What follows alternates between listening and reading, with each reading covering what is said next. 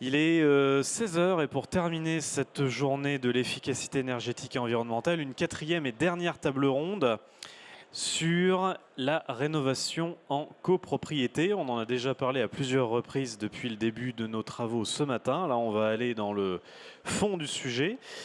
Pour ça, j'ai le plaisir d'accueillir François Pellegrin, architecte urbaniste, Nathalie Mougeot, responsable du département développement commercial, partenariat et prescription d'EDF, Sylvain Lefebvre, président de... Ah, ça n'est pas Sylvain Lefebvre, c'est donc Pierre Évrard qui le remplace. Ah oui, le virus de la grippe est très méchant à ce qui paraît cette année, donc voilà. Et Olivier Safar, président de l'UNIS Grand Paris et président de la commission copropriété de l'UNIS. L'UNIS, je rappelle, c'est l'Union des syndicats de l'immobilier. Bonjour à tous les quatre. Merci de conclure cette journée avec nous pour parler d'un sujet qui n'est pas simple parce qu'il n'y a pas forcément beaucoup de visibilité et de stabilité déjà d'une façon générale avec tous les dispositifs d'aide à la rénovation énergétique, mais a fortiori pour ce qui est des copropriétés. Donc rénover en copro, effectivement, c'est un chantier, c'est le cas de le dire, et c'est d'abord un chantier de simplification. On peut peut-être commencer du coup avec Pierre et Nathalie sur cet aspect-là, parce que tout le monde est un petit peu perdu, en fait. Quand il s'agit de rénover en copropriété, il faut s'accrocher quand même. Alors, les règles de la copropriété en termes de prise de décision sont déjà assez complexes et permettent déjà de perdre rapidement les locataires et les copropriétaires. Mais effectivement, la législation ayant évolué ces derniers temps avec un certain nombre de textes qui sont venus s'appliquer, l'obligation de réaliser un DTG, donc un plan pluriannuel de travaux, PPT, anciennement, il y avait eu un audit qui a été supprimé, qui revient aujourd'hui pour obtenir les aides. Aujourd'hui, l'application de la mise en place du DPE collectif obligatoire, là aussi, qui est rendu obligatoire sur les 3 prochaines, depuis 2024 et jusqu'à 2026, selon la taille des copropriétés. Le tout étant fait par des entreprises différentes et pouvant amener à des résultats différents en termes de préconisation de travaux. Donc, le copropriétaire se dit, je dois payer un certain nombre d'études, qui n'aboutissent pas au même résultat et on me dit qu'il faut que je fasse des travaux, mais en fait, que dois-je faire et par où les prendre? Donc c'est effectivement une des vraies difficultés, sachant qu'en plus il faut que tous les copropriétaires, enfin la majorité, soient d'accord pour réaliser ces travaux. Là, on rentre dans un système très très complexe qui justifie qu'aujourd'hui, on est sur un nombre de rénovations en copropriété très faible, alors que ça fait partie vraiment des secteurs qui doivent être qui doivent à la fois réduire leur consommation et développer leur décarbonation. Et ils font vraiment partie de la stratégie à mettre en place pour obtenir la neutralité carbone en 2050. Et en plus, en copro, pour bénéficier des aides, il faut plutôt se diriger vers de la réno globale, c'est ça? Plus que par geste. Oui, c'est Pierre, un prérequis. C'est vraiment les aides publiques, notamment le fameux MaPrimeRénov' copropriété, démarre avec un seuil de 35% de gain énergétique. Voilà, donc 2 paliers, 35%, 50%.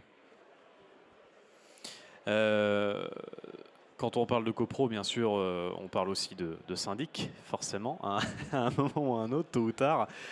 Quand on a préparé cette table ronde, Olivier, vous avez dit que le syndic, il a un rôle de chef d'orchestre à jouer, justement, pour orchestrer cette rénovation. Alors oui, le syndic, il a un vrai rôle de chef d'orchestre. Pourquoi? Parce que c'est pas lui qui va faire les travaux, c'est pas lui qui va faire l'analyse du bâti, c'est pas lui qui va conduire les travaux. Et globalement, il faut dire à tous nos confrères syndics que le syndic, il est là pour expliquer à tous les copropriétaires ce qu'est la rénovation énergétique et globale, comment on le fait, comment on le met en œuvre, et que globalement, il faut une équipe à chaque fois. Une équipe, c'est quoi? C'est un maître d'œuvre, un archi, il est là. C'est un AMO, il est là de l'autre côté. C'est de l'autre côté un banquier parce qu'il faudra le financer, même s'il y a des subventions et des aides. Mais c'est de former un groupement pour faire avancer des choses, pour que globalement on aille vers la bonne solution, quoi qu'il arrive. Et la bonne solution, on ne la connaît pas au départ. Je tiens à le dire. si une chose est très claire, si vous n'avez pas fait vos analyses diagnostiques et autres DTG, PPT, audit énergétique, DPE et autres choses, vous ne savez pas ce dont a besoin la copropriété. Donc la première chose, c'est comme le médecin, si vous n'avez pas fait de diagnostic, vous ne saurez pas effectivement lui préconiser les bons médicaments. Et ça, c'est le rôle du syndic d'éclairer les copropriétaires, ça veut dire les informer. Si les informer, c'est une chose, mais ensuite, c'est les former. Et là, je le dis parce que c'est autrement plus compliqué. Mais pour arriver à former et à informer les copropriétaires, il faut commencer par former et informer les gestionnaires de copropriété. Et ça, c'est ce que nous avons fait sur les 3 dernières années, puisqu'on a eu le droit à des formations qui ont été financées par les C2E de 3 jours pour les gestionnaires de copropriété, gratuits, pour justement expliquer comment on lance une rénovation énergétique et globale, comment on doit le présenter aux copropriétaires, quelles sont les relations que doit avoir le syndic avec l'architecte, avec l'AMO, avec le financier, avec la collectivité territoriale, parce que la plupart du temps, vous avez soit la mairie, soit l'agglo, soit le département, soit la région qui interviennent, et c'est la réalité. Et là, vous devez effectivement vous dire, je dois prendre tout le monde dans le bon sens et les amener dans le bon sens, du bon côté. Et non seulement il faut expliquer aux copropriétaires le principe de la rénovation énergétique, mais il faut aussi leur expliquer le temps long, parce que je crois qu'il faut être très patient. Alors, c'est le deuxième point important. Ne vous précipitez pas pour faire de la rénovation énergétique sur des copropriétés où vous avez déjà fait des travaux de rénovation il y a 2 ans, 3 ans ou 4 ans. Pourquoi? Parce qu'une copropriété qui a été entièrement rénovée, dans laquelle vous avez fait le ravalement, la toiture, le chauffage, les canalisations, ce n'est pas la peine d'aller leur proposer de refaire des travaux derrière. En revanche, on a globalement un patrimoine d'immeubles vieillissants. C'est ce qu'on appelle l'obsolescence des immeubles. Et dans ces immeubles où il y aura des travaux à faire, vous allez devoir effectivement, en qualité de syndic, expliquer aux copropriétaires, ce n'est pas simplement du ravalement, qu'on va en profiter pour faire de la rénovation énergétique. Pourquoi? Parce que le coût du ravalement, ça sera peut-être 800 000, le coût de rénovation énergétique sera peut-être 1,2 million, mais si derrière j'ai 350 000 de subventions, ça va être le différentiel ne sera que de 50 000 euros. Ça, c'est un point important. Le temps long, vous avez raison. En moyenne, en copropriété, c'est 3 à 5 ans pour arriver à un projet de rénovation énergétique. Ce n'est pas 1 an. C'est 1 an quand ils sont mûrs. C'est quand vous avez déjà fait pendant 2 ans les explications, la formation, que vous avez déjà analysé les points. Si vous n'avez pas commencé par analyser, expliquer, informer, il vous faudra 3-4 ans pour arriver à ça. Mais les dossiers, ils se montent, ils se font. Il ne faut pas dire que ça ne se fait pas, mais il faut dire simplement que ça a pris plus de temps que ce que le gouvernement avait imaginé, parce que globalement, aujourd'hui, on a une accélération des choses, et on le voit, nous, sur les assemblées de copropriétaires que l'on a tenues l'an dernier, où on a une demande complémentaire, notamment pour les diagnostics techniques globales, pour le PPT et pour l'analyse de ce qui est à faire. Et ça, c'est une accélération importante. Il faut être patient. C'est notamment lié à la loi climat et résilience aussi, avec la mise en interdiction progressive des logements classés en EFG. Les fameuses passoires thermiques. Les fameuses passoires thermiques qui a démarré dès le 1er janvier 2025 pour les G, qui sera pour les F en 2028 et pour les E en 2034. Donc cette nécessité. Autre point, on le voit aussi même pour les copropriétaires occupants. Il y a cette difficulté de baisse du prix à la revente, donc de perte de la valeur du bien s'il n'est pas rénové. Donc cette accélération doit se faire de fait par ces textes réglementaires. J'attire justement votre attention sur ce point-là bien spécifique. On a souvent entendu parler de valeur verte et je vous conseille de regarder les études des notaires menées depuis 2014, mais de se focaliser sur 2020, avant l'entrée en vigueur de la loi climat et résilience et les derniers chiffres en tête en 2023. Ce que l'on voit, notamment sur les copropriétés, c'est finalement, je vais le dire, une baisse de la notion de valeur verte. Par contre, une accélération de la décote brune qui est quasiment multipliée par 2. Ce phénomène, on l'a sur les maisons individuelles avec la décote brune qui accélère, la valeur verte qui se maintient, mais vraiment sur le collectif.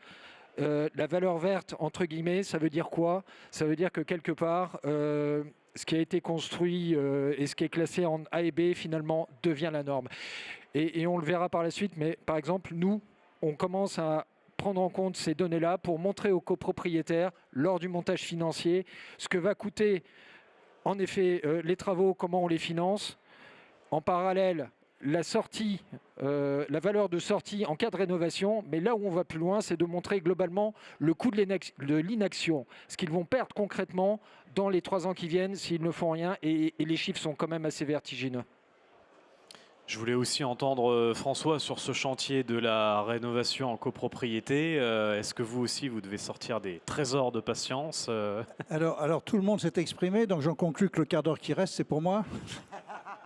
Ce sera un peu trop facile. Bon, trêve de plaisanterie. Je crois que le français est râleur de nature, il se plaint de plein de choses. Aujourd'hui, enfin, c'est quand même un beau pays, la France. Vous en connaissez un autre où le contribuable va venir payer une partie de vos fenêtres ou de votre isolation que vous avez refusé de faire pendant des années. Donc, parmi les acteurs qui ont été cités tout à l'heure, je voudrais aussi rendre hommage au tiers de confiance, les ALEC. Sur Paris, notamment le rôle de l'Agence parisienne du climat, qui est il aplani toutes les difficultés. On arrive dans un milieu fertile grâce au travail avec le syndic et le travail avec l'ALEC qui se fait en amont. Du point de vue architectural, moi je souhaite remplacer ce vocable rénovation énergétique pour embrasser le vrai sujet qui dépasse l'énergie. D'ailleurs, je cite le thermicien qui n'a pas été cité. Même si si mon premier salarié a été André Pouget il y a 45 ans, je n'aurais pas l'idée de me placer, même si j'ai une certaine appétit et connaissance dans ce domaine. Donc, il faut ce binôme parfait architecte-thermicien. J'en profite pour, sans langue de bois, dire que je suis inquiet quand je vois que des bureaux d'études qui ont vu là un beau modèle économique s'emparent massivement du sujet sans aucune préoccupation ou regard sur l'architecture. Or, nous n'avons pas qu'un sujet de rénovation énergétique.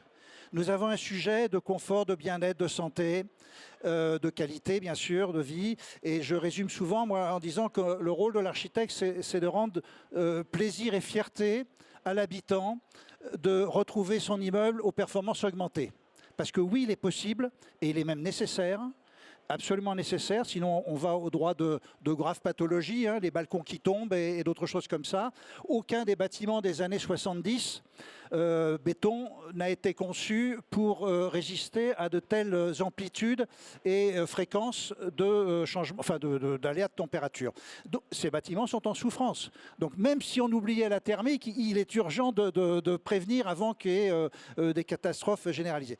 Donc voilà, moi je suis plus pour parler de requalification architecturale qui englobe bien sûr les questions environnementales, thermiques et autres, mais dont l'objectif est de rehausser, de requalifier, donc de greffer à cet immeuble ancien des qualités qu'il n'avait pas visées. Et c'est possible de le faire, on le démontre dans de nombreuses opérations. Donc ça doit inspirer confiance. Et bon, voilà, je recède la parole à mes camarades. Moi, je voudrais rajouter un point important, c'est qu'avec la loi Elan, on a modifié le texte du rôle du syndic. Auparavant, le syndic, il était là pour pouvoir à la conservation, à l'entretien de l'immeuble. Maintenant, avec le nouveau texte, il doit pouvoir à l'amélioration. Et ça, c'est un nouveau point important que certains de mes confrères n'ont pas vu.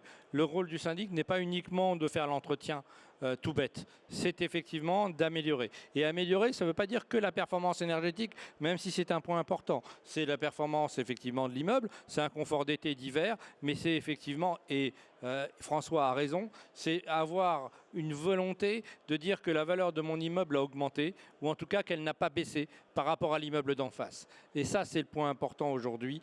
Et ça, il faut l'expliquer à nos copropriétaires. Ils ne le comprennent pas tous. Ils le comprennent quand vous avez un immeuble qui a été refait en rénovation globale sur la même place et qu'en face, l'immeuble d'en face n'a pas été fait et qu'on va leur dire, globalement, aujourd'hui, vous allez vendre tel prix au mètre carré et dans votre immeuble qui n'est pas refait, je suis entre 700 et 800 euros en moins au mètre carré par rapport au même appartement de l'autre côté.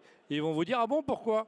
Je dis, rénovation énergétique et globale d'un côté, diminution des consommations, confort d'été et d'hiver, mais surtout fierté d'habiter dans cet immeuble-là par rapport à l'autre parce qu'il est beau.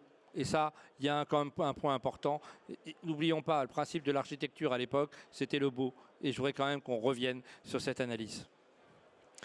Oui, rapidement. Oui, très rapidement.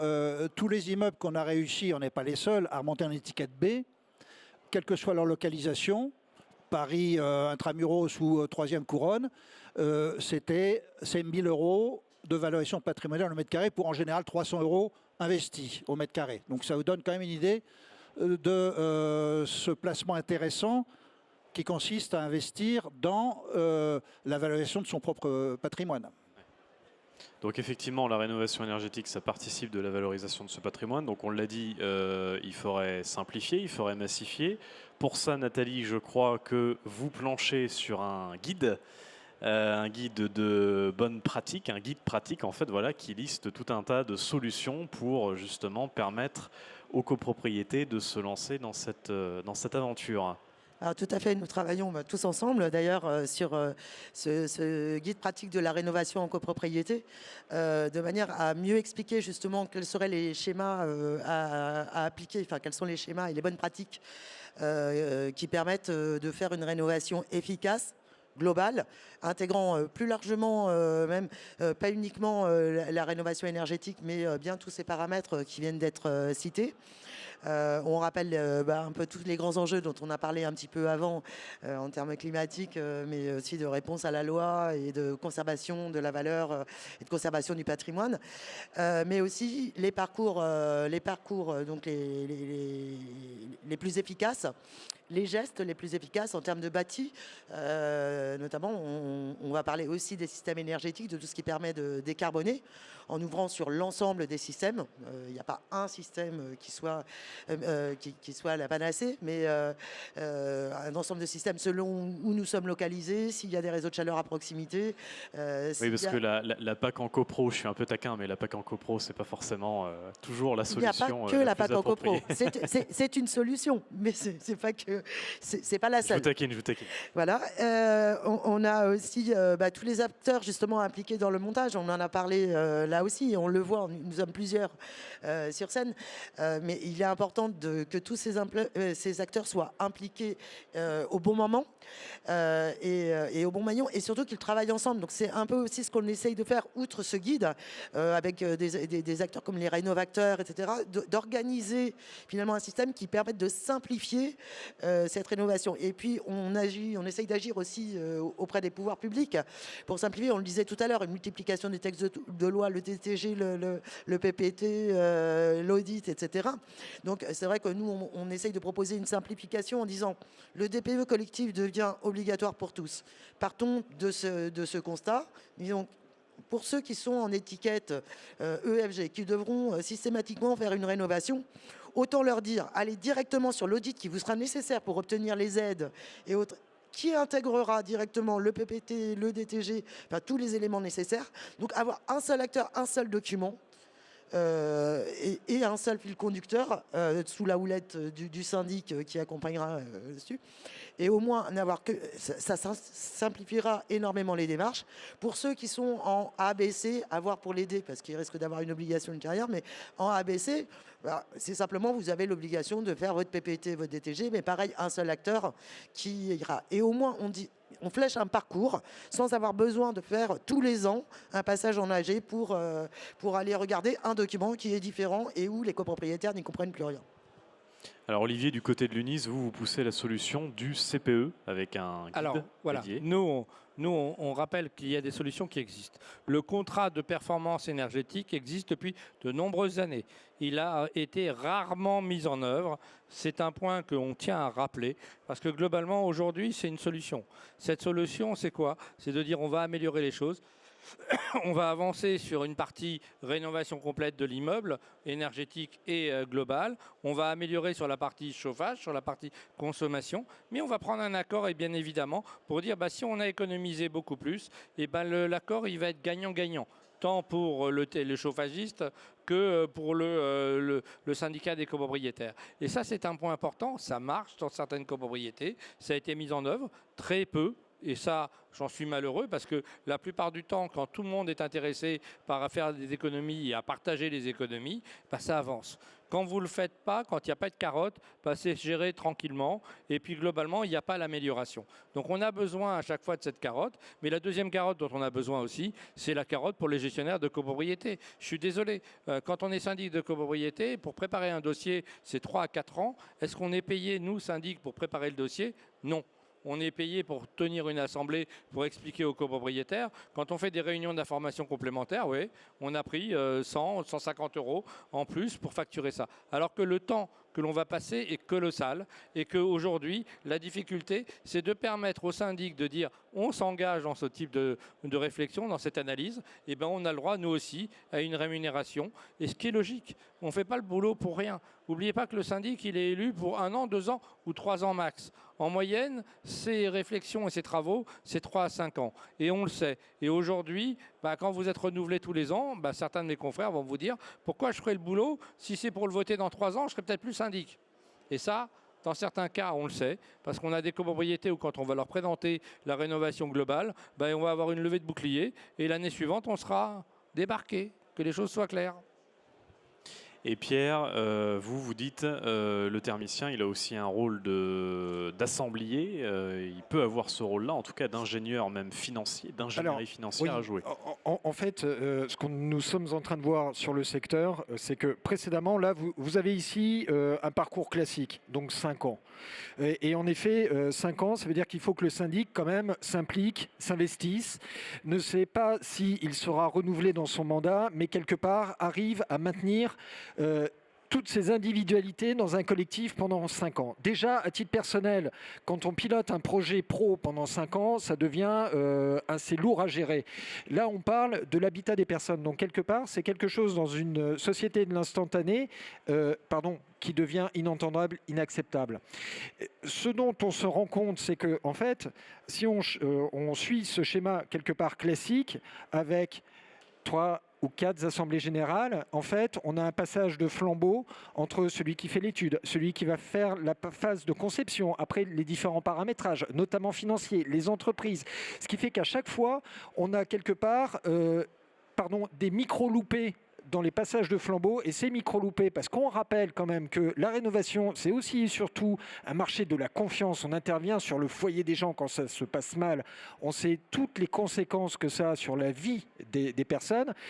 C'est le projet clairement qui va à l'eau. C'est pour ça que depuis maintenant 1 an à peu près, on voit arriver ce qu'on connaît en conception et réalisation, c'est que au lieu d'appeler un tel, puis un tel et un tel, en fait, on a des groupements préconstitués où on a la maîtrise d'œuvre, les analyses, les bureaux d'études, les AMO financiers, les entreprises.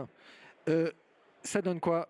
Évidemment, beaucoup plus de cohérence. Ça veut dire que dès la phase amont, dès que les audits ont été faits, dans la phase conception, avec les bureaux d'études, avec les bureaux d'études aussi structure, parce qu'on a quand même des gros volets là-dessus, les bureaux d'études thermiques, l'AMO financier, on discute pour obtenir ce fameux optimum technico-économique où on va chercher le maximum d'aide pour vraiment aboutir au final à la 2e assemblée générale, c'est-à-dire le moment où les copropriétaires vont voter un projet de travaux dans son intégralité. Ça veut dire que tout aura été vu, optimisé et épuisé avant. Et tout ça en 2 assemblées générales, donc 3 ans. Voir les financeurs à travers les C2E pour EDF ou les banquiers qui peuvent être autour de table dès le départ. Plus on travaille en amont, plus le MaPrimeRénov' est optimisé, les certificats d'économie d'énergie sont optimisés. Ça veut dire que le reste à charge est optimisé. Et ce reste à charge, on peut le compenser par des prêts collectifs à adhésion individuelle, mais on peut aussi le compenser par des éco-prêts à taux zéro collectifs, allant jusqu'à 50 000 €. Nous avons plusieurs copropriétés que nous traitons où finalement, il n'y a que l'éco-prêt à taux zéro collectif qui a été pris en compte. Et pour autant, François, il ne faut pas oublier la qualité. Il faut que le raisonnement dépasse le cadre de la réno et il faut éventuellement élargir d'ailleurs le raisonnement. Non, mais alors, juste quand même un phénomène qui se passe aujourd'hui qui est important d'observer dans l'enchaînement de ce que vous disiez sur le CPE, tous les deux, contrat de performance énergétique, c'est la position des majors. Les majors qui avaient toujours rejeté ou regardé de très très loin ce marché, ils sont tous en train de s'y coller en déployant le modèle finalement CPE, conception-réalisation. On n'a pas de problème, nous, maîtrise d'œuvre avec ça. Ils apportent en plus pour certains le financement. Voilà, donc c'est pas mal. Et évidemment, la garantie de performance. On a encore plein de progrès à faire pour massifier, fluidifier et réduire le temps de ça. On est toujours, je le regrette, même si on essaie de lutter contre, enfin en tout cas de trouver des solutions, on est un peu à l'âge de pierre sur les outils. Je parle maîtrise d'œuvre et entreprise. Le BIM n'est pas du tout installé. Je crois qu'on est parmi les 3 ou 4 architectes qui font ça couramment, y compris pour un petit DTG, une maquette numérique qui permet à tout le monde de devenir intelligent, ça c'est pour dire que c'est fini, et comprendre le bâtiment et comprendre ce que l'on peut faire, voilà, partager de l'information, enchaîner avec des maîtres, voilà tout ça. Donc là, il y a, avec l'intelligence artificielle, le BIM, il y a encore des marges de progrès à faire. Et puis, je voudrais terminer juste d'un mot pour dire que le sujet de notre société n'est pas n'est pas seulement de redonner du confort aux habitants, c'est aussi de redonner du confort au cadre de vie. Et donc on a, par ces actions sur le bâti, une pierre de coups à faire, c'est-à-dire non seulement réhabiliter le bâti, mais aussi réenchanter les quartiers, les îlots urbains. C'est ce à quoi nous nous attelons avec le club d'aménagement de l'habitat. Si on arrive à mutualiser des rénovations sur des îlots entiers, c'est sûr que d'entrée de jeu, il y a moins 15, moins 20% sur le prix d'une mètre carré rénové grâce à l'effet de massification. Mais après, surtout, c'est qu'on est beaucoup plus intelligent et stratège à l'échelle d'un îlot qu'à l'échelle d'une parcelle. On peut avoir plein de volonté de faire des choses intelligentes à la parcelle, mais souvent le terrain de jeu est trop petit pour qu'on agite tous les bons leviers. Biodiversité, captation, frigorie, dédensification, surélévation, enfin tous les trucs intelligents, parce qu'il faut quand même produire du logement. Donc il faudra quand même aussi trouver des mètres carrés réhabilités, mais peut-être aussi des mètres carrés neufs. Donc voilà, donc ne nous trompons pas de combat. Alors c'est vrai que la tâche est déjà assez dure sur le bâtiment, mais il faut que les élus comprennent que la vraie échelle et le rendez-vous neutralité carbone 2050, on ne l'atteindra pas si on continue à raisonner parcelle après parcelle. Il va falloir changer effectivement le raisonnement. Alors changer le raisonnement, oui. Très mais vite parce qu'on est simplement un dire petit peu... c'est ouais. possible. Je voudrais pas qu'on reste sur une chose où on dit c'est compliqué, on le fait pas. La rénovation énergétique et globale est tout à fait possible dans nos immeubles. Elle est faisable. Il faut le faire dans les immeubles qui en ont besoin. C'est pas la peine de le proposer aux immeubles qui ont déjà fait des travaux. Et je le redis. En revanche, ceux qui ont des travaux à réaliser, ils vont être très heureux d'avoir effectivement cette valorisation de leur patrimoine. Et c'est le rôle effectivement du syndic, mais de son groupement, d'aller bien évidemment de l'avant pour les accompagner. Très bien, merci. Je ne sais pas si on a le temps pour une question. Non, on est vraiment trop juste, on a le temps pour 5 désolé. questions au moins. On est 4. Donc Après, effectivement, nos intervenants vont descendre de scène, donc vous pouvez éventuellement vous aller pouvez les nous voir retrouver- pour les interroger. Voilà. Vous pouvez nous retrouver sur le stand Excellence 1 pour si vous avez des Voilà. questions et le guide paraîtra d'ici un mois. Voilà, En mai 2000. Merci beaucoup François merci à Pellegrin, tous. Nathalie Mougeot, Sylvain Lefebvre et Olivier Safar. Merci. Énergie Meeting.